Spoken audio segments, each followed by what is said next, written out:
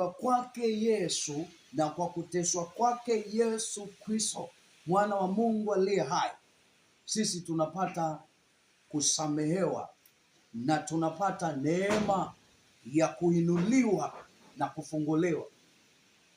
Yawezekana umepewa ripoti na madaktari, yawezekana umepewa ripoti juu ya ugonjwa ulionao kwamba hautapona.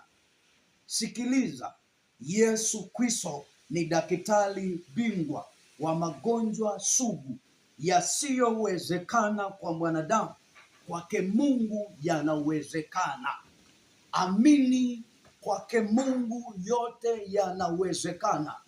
Damu yake Yesu iliyomwagika msalabani ni ondoleo la dhambi na ondoleo la magumu na matatizo tulionayo. Kwa hiyo hata kama upo kwenye changamoto ya namna gani, mwambie Yesu, nimechoka na hii hali.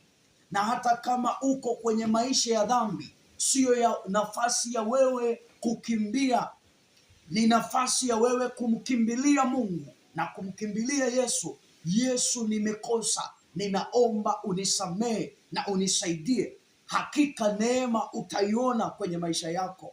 Yawezekana umepewa ripoti nyingi sana zinazochanganya ufahamu wako na akili yako kwamba hautainuliwa na kwamba hautafanikiwa. Neno la mwanadamu ni kukukatisha tamaa, lakini Mungu analo neno la kukuinua kwa wakati.